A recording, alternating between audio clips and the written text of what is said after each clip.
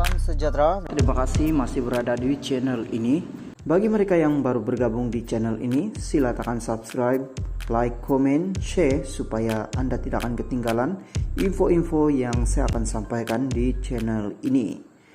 Berita hari ini saya mengungsikan kepada Anda daripada Astro Awani. ME63 Haji Ji dan Abang Jo akan jumpa PM Anwar untuk memuktamadkan beberapa perkara.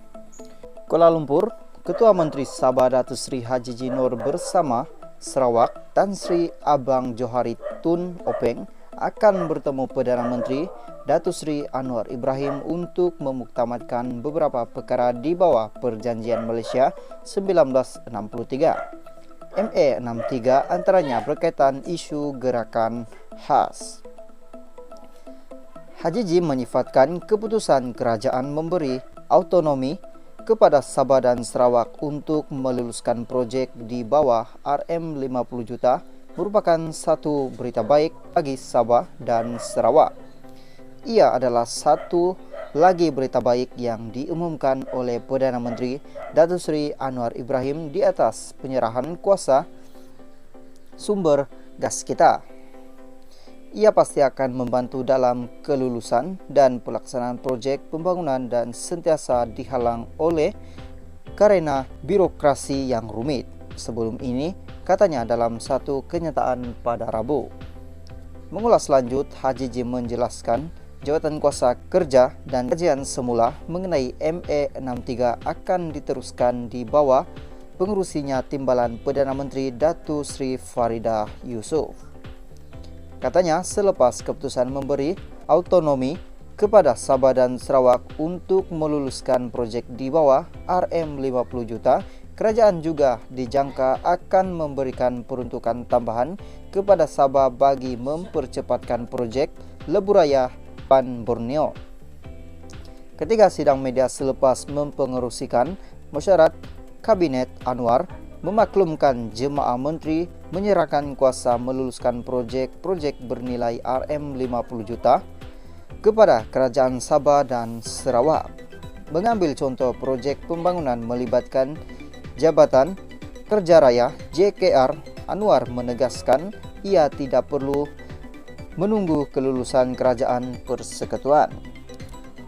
Hujah Anwar, keputusan itu dibuat bagi mengelak karena birokrasi yang menyebabkan banyak projek JKR di Sabah dan Sarawak tidak dapat dilaksanakan. Halo guys, salam sejahtera. Terima kasih masih berada di channel ini. Bagi mereka yang baru bergabung di channel ini, sila tekan subscribe, like, komen, share supaya Anda tidak akan ketinggalan info-info yang saya akan sampaikan di channel ini. Berita hari ini saya mengungsikan kepada Anda daripada Malaysia kini. Anwar ada bekas PM, bekas Menteri Keuangan Pugah, kekayaan berbilion.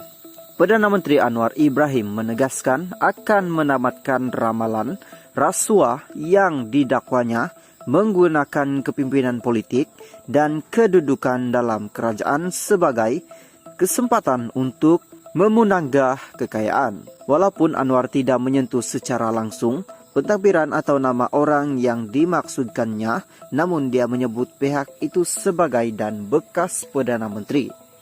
Kata Anwar, ini sebagai maklum balas terhadap serangan yang mengatakan seolah-olah pemimpin dalam kerajaan hari ini terpelit dalam hal-hal yang sedemikian. Saya nak sebut bahawa sikap kita jelas negara ini negara hukum, badan penguat kuasa diberi kuasa sepenuhnya untuk memantau. Katanya ketika memberi amanat kas Majlis Mujad Ambang Tahun Baru 2023 di Masjid Putrajaya malam ini. Anwar berkata pentadbirannya akan meneruskan budaya kesederhanaan, jangan ada pembaziran, memantau semua GLC dan pembelanjaannya. Tetapi saya nasihat juga rakan-rakan saya yang lain yang bercakap soal bersih dan hari-hari saban hari menyerang beberapa tokoh dalam kerajaan perpaduan. Apatah lagi orang-orang yang pernah menjadi Menteri Keuangan, Perdana Menteri yang tatkala mereka berkuasa itu bukan dipungganya ratusan juta ringgit, bilion ringgit dipunggah. Jadi saya nasihatkan bahwa kerajaan ini akan pastikan sekurang-kurangnya sebahagian daripada dana yang dipunggah itu dipulangkan semula kepada rakyat. Ini bukan kecil jumlahnya, kata Anwar memperlincikan dakwaannya. Untuk rekod, timbalan Perdana Menteri Ahmad Zahid Hamidi berhadapan perbicaraan atas pertuduhan jenayah pecah amanah, rasuah dan pengubahan uang haram melibatkan Yayasan Akal Budi. Bagaimanapun, Mahkamah Tinggi telah membebaskan Zahid daripada satu lagi perbicaraan melibatkan 33 pertuduhan kes rasuah sistem visa asing VLN. Pemimpin Perikatan Nasional PN antara yang lantang mengkritik pentakbiran Anwar. Perdana Menteri juga mengulas apabila ada yang mengatakan kepadanya bahwa perkara yang lalu biar berlalu. Saudara, kalau ada kesan pribadi kepada saya boleh maafkan, malah saya telah memaafkan. Tapi kalau berterusan, tentunya saya akan ambil tindakan tegasnya. Perdana Menteri berkata, negara akan selamat terangkat martabat, serta hakikatnya jika semua pihak mempunyai tekad untuk menghentikan amalan salah guna kuasa dan rasuah. Maka badan penguat kuasa harus juga memikirkan bagaimana hela dan cara supaya jangan rakyat miskin tetapi terpukau dengan janji dan slogan kononnya bersih, padahal diselaput dengan ratusan juta kekayaan yang dipunggah daripada mereka. Saya sebut hal ini bahwa ini adalah tugas bersama.